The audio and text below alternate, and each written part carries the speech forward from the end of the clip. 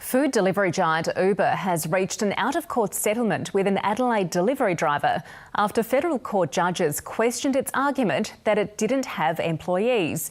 The Transport Workers Union says the settlement was reached in the face of a potential judgment that may have altered the way Uber and other gig economy companies operate in Australia. Adelaide-based former Uber Eats driver Amita Gupta completed more than 2,000 deliveries until she was sacked nearly 2 years ago for being 10 minutes late with an order. She mounted a claim of unfair dismissal, but the Fair Work Commission ruled she wasn't an employee by law and it therefore didn't have the jurisdiction to hear the claim.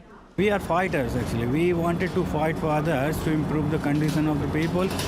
What condition we are in, we don't want other people to live in that condition, and that's why we brought this case. The case then went to the federal court, which last month heard detailed submissions. The panel of judges repeatedly questioned Uber's legal arguments that the drivers are delivery partners, not employees, who are under no obligation to accept jobs or complete deliveries, even after picking up the food from a restaurant. The judges laughed. It's utterly ridiculous. It's just rubbish. It's unfair, unsafe, un-Australian, and it needs to be fixed. The court reserved its decision, but before a judgment could be delivered and any potential legal precedent set, Uber has now reached an out-of-court settlement with the Guptas, the terms of which are confidential. The union is pushing for greater protections for gig economy workers and is financially backing those who want to take their fight to court.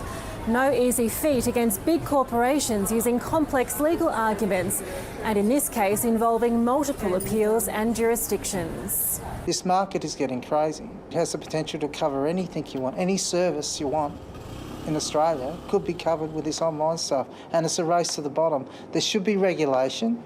Uber says it welcomes the resolution of the case and stands by its assertion that it doesn't have employees. Candice Prosser, ABC News, Adelaide.